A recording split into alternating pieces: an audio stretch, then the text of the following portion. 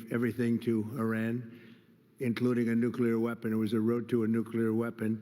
Bad things would have happened 4 years ago because they would have had a weapon 4 years ago if I didn't terminate that deal.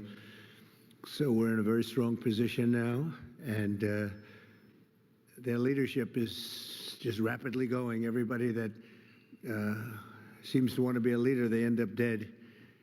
And it's an amazing thing that's taking place before your eyes, because for 47 years we were pushed around, and we shouldn't have been.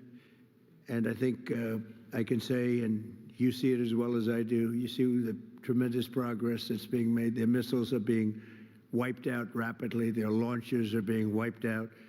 They're attacking their neighbors. They're attacking their, in some cases, allies, or not so long ago allies. And, you know, it's really a nation that was out of control, and they would have used it on us if we let them, if we waited any longer. A big factor was Soleimani, the killing of Soleimani in my first term. And maybe the biggest factor was the rebuilding of the military in my first term. And then the B-2s hit the, and I use the word obliterate because it really was, it was a complete obliteration of their nuclear potential. And that set them back very, very seriously.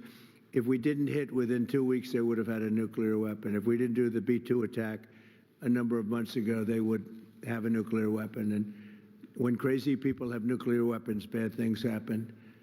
So we're in very good shape now. I want to let you know that, and we will continue forward. But it's a great display of military strength, and I'm very proud to have, with some of the people in the room, both senators and congressmen, we rebuilt, and women, we rebuilt our military during the first term, and we're using it a little bit more than I thought we would have to. Venezuela worked out really great. We have a wonderful relationship with the president and the various representatives, and we're taking out hundreds of millions of barrels of oil, and that goes to our benefit and to Venezuela's benefit. They'll be doing better than they've ever done before, and we will get a big piece of that, and we'll also make life wonderful for the people of Venezuela who have been very, very badly hit. So that's a lot said in a short period of time, but you can witness it for yourself. And now we'll get on to something that I'm very proud of, because it was sort of my idea, like very much so. Build your own power plant. And everybody thought I was kidding. They said, really, you can do that? How would you do that? I said, we'll get you fast permits, and you'll build your own plants, but we're going to discuss it in great detail with the biggest people in the industry and some of our great leaders and senators. And congratulations on the Medal of Honor for your 100-year soldier. You know, 100 years old, 101 to be exact. And Daryl's been fighting that he get the Congressional Medal of Honor for many years, Daryl, right? Mr. President, I give you all the credit for overcoming the lawyers in the Department of the Navy in a way that I thought was amazing. Yeah. And well, nobody could have done it but you. Maybe it'll be a long. We had to get it to him a little bit quickly, but he looks like he's in good shape. He's got some years left, right? He's planning to come back here for your next Medal of Honor ceremony, and he's also going to be the star at Tailhook this summer if you want to come to Reno. Well, I congratulate you for that success. That was amazing. He didn't stop. I've known him a long time. He never stops. So congratulations. It's very nice. We're here this afternoon for a historic signing that will help keep down utility bills very, very substantially, and electricity prices for millions of Americans, and in many cases for a lot of people that don't really understand why they're going up, but they're not going to be going up. They're going to be actually going down. Today we follow through on an announcement I made in my State of the Union address last week, as America's largest tech companies officially signed the Ratepayer Protection Pledge. It's a big deal. It's going to have a tremendous impact on electricity costs. We're bringing down all of the costs. We're having this little interlude to do what we have to do, because we had it going, but these interludes are very important, especially this one. But the economy has never been like this. We broke 50,000 on the Dow, People thought we wouldn't do that within the first 4 years. We did it in the first year. And we brought 7 on the S&P, 7,000 on the S&P. They said that's even less likely to happen. And we did that too, all within the first year. Under this new agreement, big tech companies are committing to fully cover the cost of increased electricity production required for AI data centers, and that would be prices for American communities will not go up, but in many cases will actually come down and very substantially. Because, you know, the data centers, and you people are so big, you're the biggest in the world, but they've developed a little bit of a bad public, they need some PR help, because people think that if a data center goes in, their electricity prices are going to go up, and that's not happening. It's not going to happen. And for the areas where it did happen, it won't happen anymore because they never had this alternative. It's actually going to mean the prices come down. You're going to see how badly they want. Some centers were rejected by communities for that, and now I think it's going to be just the opposite. This means that the tech companies and the data centers will be able to get the electricity they need, all without driving up electricity costs for consumers. This is a historic win for countless American families, and will also make our electricity grid stronger and more resilient than ever before. So that's part of it. It's going to be strengthened up, and they're going to be getting a lot of excess electricity from the data centers where they build their own plants. They're going to be creating their own electricity. We're pleased to be joined today by Speaker Mike Johnson, who's got a difficult job, but he does it as easy as anybody I've ever seen do that job. It's never easy when you have a majority of 2, or sometimes less. I was going to say, sometimes less, but he's amazing. And Energy Secretary Chris Wright, who's worked so hard, and Senators Katie Britt, Bernie Moreno, John Husted. Thank you, everybody. Really great. Thanks, Katie. Representative Darrell Issa and Derek Van Orden. Thank you both. And Derek, thank you. Nice to see you.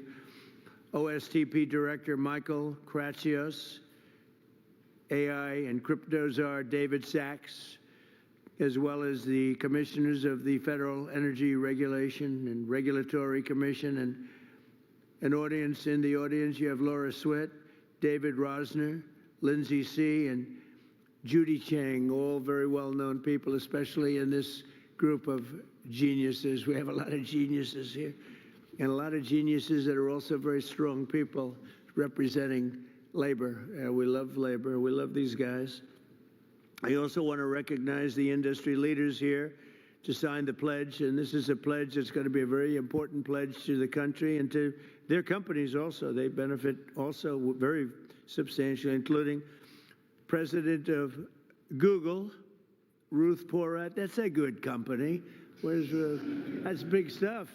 Google, that's, you know, it used to be U.S. Steel and things like that. Now it's Google and other places. President of Meta, Dina Powell, who was with me. Dina Powell was with me for a long time, and I called up Mark and I said, congratulations, that was a good hire, right? That was a good hire. She's fantastic, and her husband is fantastic. He's a great senator, and he ran in a place called Pennsylvania, and he ran against somebody that was very tough to win. It was very, very tough to win, and he won pretty easily, actually. People were shocked. I wasn't, you and I weren't surprised, were we? But he's a spectacular man. President of Microsoft, Brad Smith. Thank you, Brad. It's good to see you. Microsoft is unbelievable. COO of OpenAI, Brad Lightcap.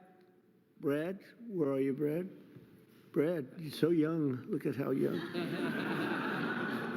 I think you have to be young in that world, perhaps. Thank you, Brad. CEO of Amazon Web Services, Matt Garman. Matt, thank you, Matt. Very well. Say hello to my friend, right? Doing a good job. CEO of Oracle, Clay Moosquark. Moosquark. Is that fairly good? I don't know. I'm not sure. I usually don't, I just go right over it and I say Moosquark. But How are you? Thank you very much. Appreciate it. I give you a hard job. It's a hard name. You did good. You did well for the difficulty of that name. That's right. I think so. Thank you very much. And Gwen Shortwell of XAI, another real leader. Thank you very much. Thank you. Thank you very much. Appreciate it. And say hello, right, to a special person. The last administration, their allies in Congress gave us the worst inflation in, I say, the history of our country, but they say 48 years. So I'll take either one. It doesn't matter. The press gets very upset when I say in the history of our country.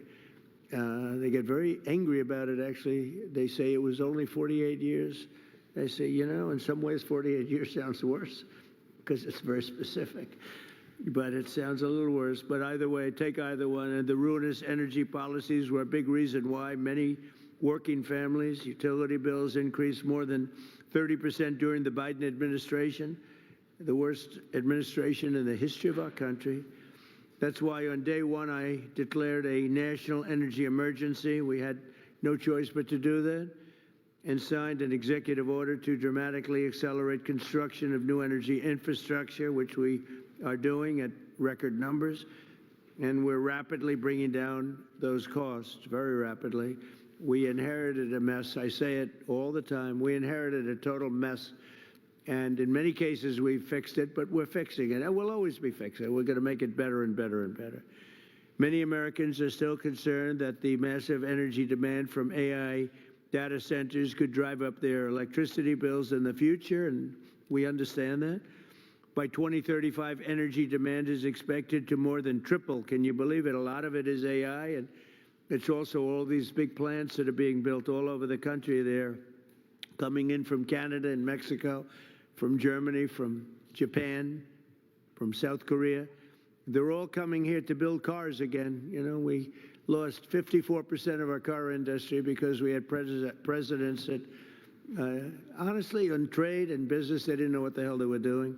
I could say the same thing for the chip industry. We lost the chip industry, but it's all coming back. You could have stopped it so easy. All you would have had to do is put a charge or a tariff on.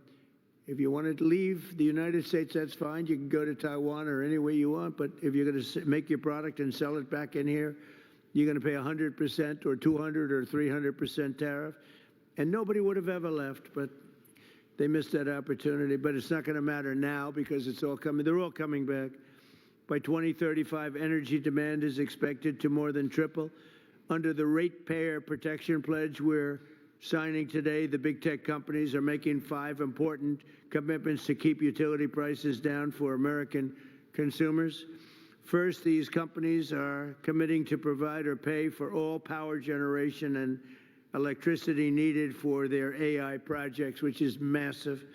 And where possible, they'll add capacity to the grid by building new power stations. So they're going to be making their own electricity. They're not going to be taking from the grid, and they will actually probably, based on what I'm seeing, they're building overcapacity, and they'll be able to sell that overcapacity at very low prices into the grid.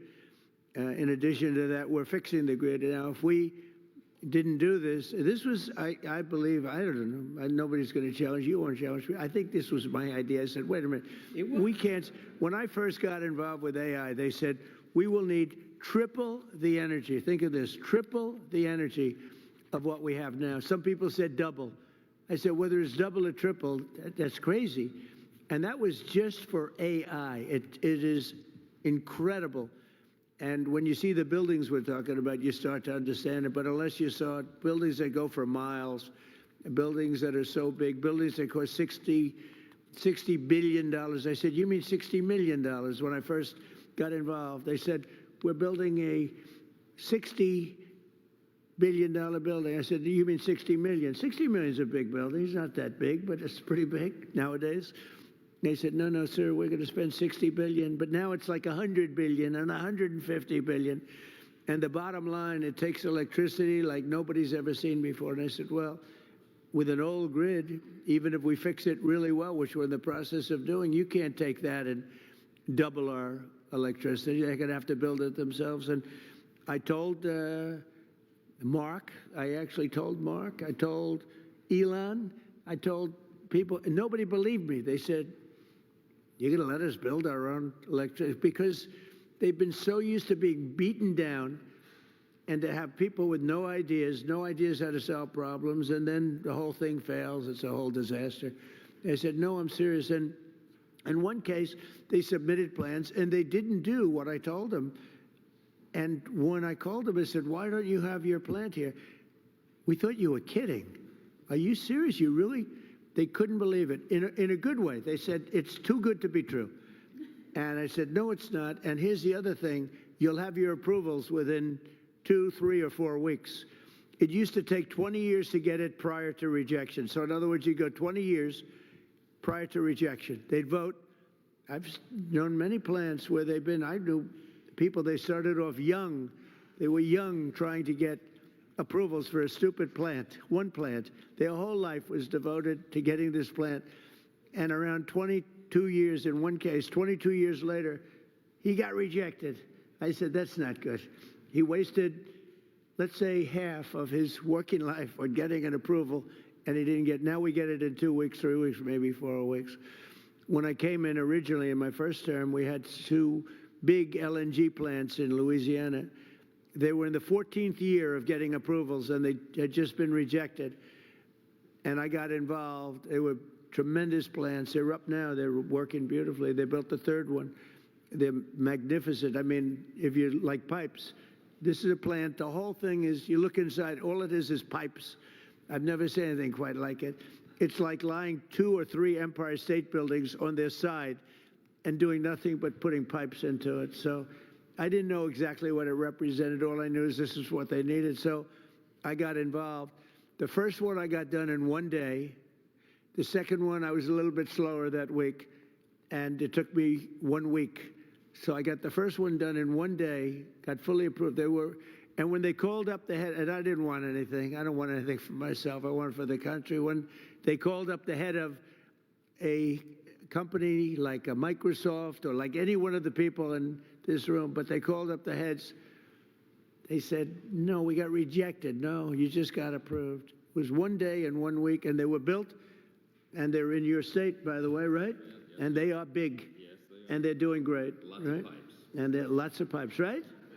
That's all I know. As I said, I've never said anything like that. Anyway, so for these companies committing to provide or pay for all power generation electricity needed for their AI projects, where possible, they will add capacity to the grid. They're going to be adding a lot of capacity, and I think it's going to be really, and I've seen some power plants. I'm actually more interested in the power plant than I am in information. I said, "Where do you make the money for this?" They said, "Information." I said, "Okay, that's good. That's got to be a lot of information, though, right?" And it's turning out to be true. David, it better be true, because you got a big bet. This country has a big bet on it. But it's incredible what they're doing and what they're coming up with. Second, they'll cover the costs of upgrading existing power delivery infrastructure and their energy demand as it requires further investment. So they'll be upgrading existing power delivery infrastructure. They will, third, negotiate separate rate structures with utilities to clearly and cleanly assign them to the costs of new capacity investments and commit to paying even if they do not end up using all of that electricity. They're going to make a commitment. So we're going to have a situation where you're not going to have increased electric bills for homes that are in the area or even outside of the area. And fourth, they'll invest in the local communities where they build and operate, provide workforce development and jobs for skilled Americans like those with us today. We have great skilled people, electricians, engineers, HVAC technicians, server and network technicians, power plant workers, plumbers, welders, and many others, all people that I've hired. All my life I've been hiring you guys, and you've done a great job. I built a lot of buildings, a lot of good ones. And finally, they will use their infrastructure to contribute backup power to local grids during times of need. So they're going to have a lot of backup power. We're going to have a lot of excess. Basically, we're building massive amounts of electricity, and you're not paying for it at all. And the companies want to do it because this way they can, otherwise they couldn't build. I mean, the option really was not about cost. It was about There's no way of possibly taking the old grid and doubling it in a matter of months or years. So in short, America's largest and richest tech companies will be funding a colossal expansion of U.S. energy. We'll have, I read where China is building tremendous energy. I know, you got to respect it. But we're building similar amounts. We're building what we need, and we're building it through the private sector. We're building it through great companies. And I've seen some of the plants that these geniuses, they are real geniuses, are showing. And I say, wow, that's really great. You're really doing things in terms of technology with electricity that, frankly, the standard, wonderful power companies probably aren't going to be getting there. Maybe as you build them, they'll be start. But some of the plants that I've seen, Dina, are absolutely unbelievable. So they're going to be producing massive amounts of electricity and energy. The grid, so the American consumers aren't going to have to even think about it, and your electric costs are going to be going down. Now, unfortunately, it'll take a little time to get there, so they'll say, well, you know, I don't know who's going to follow me, but whoever is going to follow me is going to have some big advantage. You know, it happened with Biden where we got a lot of approvals for things, but they take statutorily a year or 2 years, and I got one on medicine that was good, not as good as favored nations, which we just got. That's 80 and 90% drops, okay? Nobody's going to believe it. But I got one on various medicines, and it was good, but it doesn't kick in for 2 years. I said, I hope I win this election because I'm going to get so much credit. And the election was rigged and stolen. And he stood up there one day getting credit. He didn't even know what the hell he was talking about. He got the credit. He was talking about how he did this, and he had no idea what he was talking about, but we were the ones that got it, and I hate that. So this is going to happen again because somebody's going to be getting a lot of credit into the future, but this is really the pretty current future. This is going to go very quickly. This is going to happen almost immediately. The United States is leading the world in AI by a lot. We're leading China. We're leading everybody by a lot. Without this, you wouldn't even, I don't think you could build, Brad, you couldn't build a plant. Right? Without this, I don't think you could, you'd have to rely on the grid, and you wouldn't be able to do that. So the United States is leading by a lot. We're leading everybody. And it's not only, other countries are very much into it. They all want it. But we're going to be dominant in this field, which is very important. In crypto, we want to be dominant. We want to be dominant in everything we do. And this agreement will ensure that America can maintain the most advanced AI infrastructure on the planet without American families being forced to pick up the tab. And that's why the early ones, they hook up to the electric utilities and they can't produce the kind of numbers electric-wise that they want, and they end up raising the rates. It's not going to happen anymore, and now it's going to go the opposite way. They'll make a lot of money, and electric rates, we actually think they're not going to stay. I think they're going to actually, Chris, they're going to actually come down. So your electric bills will actually come down. It'll take a little while, but not long. So this new strategy, never tried before in any country, will pave the way for continued American dominance in energy and technology working together. So you're going to have great energy sources because you're going to build them yourself, and if they're not good, you'll make them a little bit bigger and better, right? But again, a lot of people, it took me 6 months to convince people that I was serious about this, and we have a very big key to what we're doing is Lee Zeldin. He's in charge of the Environmental Department and Energy. And the job he's done is incredible, getting you fast approvals. So some of the plants are starting and they're coming in. I say, Lee, 2 weeks for natural gas. Don't worry about wind. Forget it. It's worthless. You don't get approvals for wind. We don't do wind in this because it's a loser. Except for China, they make all the windmills. China makes all the windmills. The only problem is they don't have wind farms.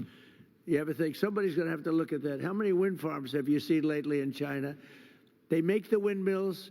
They sell them to the suckers over in Europe. Europe is buying them by the thousands. And I told them for 3 years, this is not going to work out well.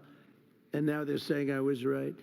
But I say, natural gas, clean, beautiful coal. We don't ever say in the Trump administration you're not allowed to use the word coal unless you precede it by saying clean, beautiful. And Chris made a beautiful speech about 3 weeks ago, and he took me very, very seriously. And every time it was about coal, and every time he mentioned coal, it'd say, clean, beautiful coal, clean, beautiful coal, clean, beautiful. I said, Chris, easy. It sort of stepped in the speech a little bit. It was a little much, but we got the point across. That coal is clean and beautiful. Well, look, it's so many of the nations that are working are using coal, and you can do things with coal today that are incredible in terms of the environment and in terms of cleanliness. But I said 2 weeks for oil and gas, coal, and for nuclear power plant, maybe take 2 or 3 weeks. You can add on an extra week. But Lee Zeldin has done an amazing job in getting you all of the permits that you need, because normally that would take many, many years, and they're already building the plants. They're being built all over the country, and they are incredible. So with that, I'll introduce Chris Wright, who's we were lucky to get him. Doug Burgum convinced me he was the best guy. I wanted Doug Burgum for his position, and because I'm very impressed with Doug. He's doing a fantastic job. He said, there's somebody that's better than me on energy. I said, a guy named Chris Wright. He's the biggest in the industry. He's the smartest. He's the best. I say, really? He's better than you? And Doug has a very big ego. So for him to say that was not easy. But I met Chris, and it was sort of love at first sight. He has done some job, and so has Doug. We gave him interior where they have all the oil, and we gave him energy where they take it, right? So we sort of did a friendly merger without going through Congress, because if we went through Congress, it would never get done unless the Speaker wanted to get it done, in which case it would be all right. So, Chris, you could say a few words first. You bet. First of all, thank you all for being here today. The reason we're here and the things that are going to happen are because of the people in this room. I want to thank you, Mr. President, for your leadership. Very early on, I mean, first week, I'm in my new job. I haven't had a boss in 40 years, and I'm in the Oval Office adjusting to this, and the president says to me 2 things very clearly. He says, number one, we have to lead in AI. We have to lead. This is a transformative technology. America must lead in AI, and the old energy policies that were going on would not lead in AI. We need to lead in AI. Number 2, the government's a bureaucracy. It's always in the way of things. It's been in the way of AI. We've got to run the government like a business. The businesses who want to invest are our partners, and get them here right away, and we've got to work with those partners. And boy, we have 7 incredible leaders in the room today. We're going to win in AI, and we're going to stop the rise in electricity prices because of the 7 leaders that are sitting around this table. The president said you're going to work with them like business leaders. Ultimately, this is not a negotiation where one side wins and one side loses. We have the same interests. The interest of the businesses is to be embraced by the communities so they can build and develop data centers in their communities. Those data centers that are developed there are going to bring jobs and opportunities for people. They're going to have us lead in artificial intelligence, critical for our economy, critical for our national defense, and critical for our security. The nation that leads in AI will be the military superpower. That has been and must remain the United States of America. But this is a pivot, and this is a transformation, and it's the bold leadership of the president and the bold long-term vision of the business leaders that I am very proud to call partners and friends around this table that have invested that money, that have developed those technologies, that are willing to invest those dollars, and are also willing to fix the biggest problem. We had 30% electricity price rises during the Biden administration, and we shrunk our amount of available dispatchable electricity. That is a train wreck waiting to happen, and the president recognized from the start, we have to lead in AI and we have to stop electricity price rise, and those are not in contradiction. These companies are smart, they're powerful, they're strong, they can build power, partner with them. And that's exactly, all of them embraced it, all of them have spent money to these noble causes, and as we heard, a number of states that have partnered with the people on this table have announced multi-year rate freezes. Indiana's the leader now and the first one filing for a rate reduction. But it is the partnership of these companies and a business focused on government, focused on the American people, that is the transformation. But I could not be more proud to be here. I've got to thank also our FERC commissioners that are here. FERC FERC is a noble regulatory agency that just got bureaucratic and lived in a different time and a different age. We need to make things happen fast. Could they stand up? Yes, can all the FERC commissioners stand up? Because, you know, they're the most powerful people in the country. And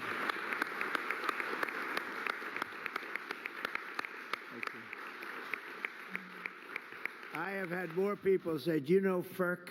I said, do I know FERC? What about FERC? And I learned so much about you, and you are the most powerful people in the country. So we want to be very nice to you. Please get us approvals. Please get us those approvals, okay? Thank you all very much. Thank you.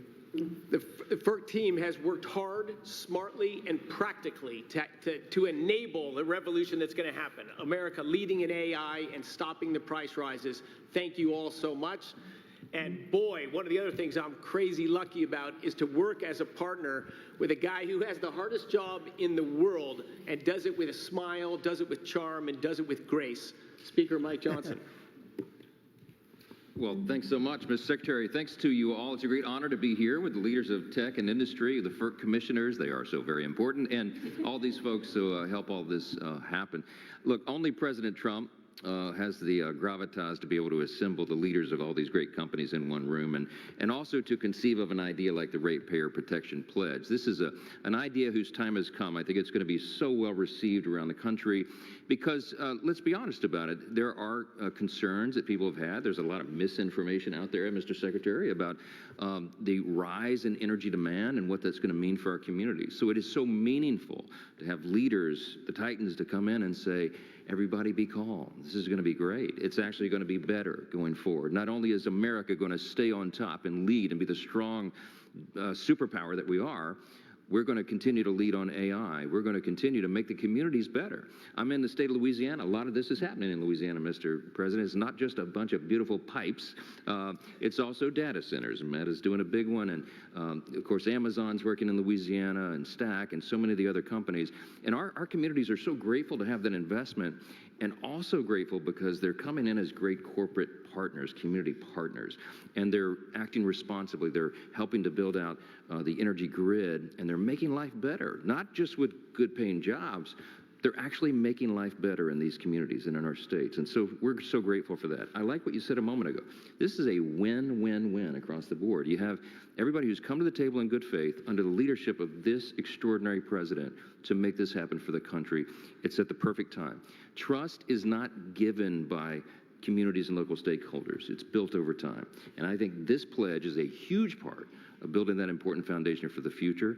America's back, Mr. President. I'm so excited about that. Excited to be a part of this. Thanks so much for letting us be it. Yeah. I think we'll go with John. Is that all right? John Houston? Thank you, Mr. President. In places like Ohio, this is a very, very big deal. I know that you know well that if we want to have economic dominance and national security dominance, we need to have technological dominance. And AI and data centers are a big piece of that. And I know that the American people want to win. They want to win this just like you do. We want to be superior to our challengers like China. We want to have AI dominance because that helps give our military, our manufacturing, everybody across the country needs AI dominance if America wants to win. And I know that you're the leader of the America First agenda. You want America to win, but so do the people in places like Ohio, but they're concerned about energy prices, right? They know that they like those folks out there, the construction trades that build these, the plumbers, pipe fitters, HVAC, electricians, the people that build the power plants, the laborers, the Boilermakers. Like, these are working people in places like Ohio that do amazing work to build the data centers, to build the power plants, but people just are worried about their energy prices. And what you're offering today with this roundtable with the Ratepayer Protection Pledge, Mr. President, is great leadership because this solves the problem that people were worried about. And as the data centers build new power plants, it leads to energy stability, affordable, reliable electricity for American ratepayers, helping them win the affordability battle that you're leading on behalf of this great team that you've assembled. And I just want to say thank you for your leadership on this. Thank you very much, John. And I hear you're doing very well in your race. He's running for a very important seat. in a great state that I like a lot. It's always been good to me, and it's going to be good to you, and it has been good to you. So good luck with that. Okay? Thank you, Mr. President. You're going to do good. Michael, please. Thank you so much, Mr. President. You have been talking about this issue beginning as early as the campaign. In July, when we released the AI Action Plan, this was a focal point of the speech you gave. Talked about it again at the State of the Union. So this is a culmination of this idea that you've been working on for quite some time. And the key to all of this is that American AI leadership should never come at the cost of hardworking Americans' ability to pay their electricity bills. And Frontier AI, that all of these great companies work on every day, along with the data centers that underlie them, are going to accelerate scientific discovery. They're going to unlock economic efficiencies. They're going to enable entire new industries to support the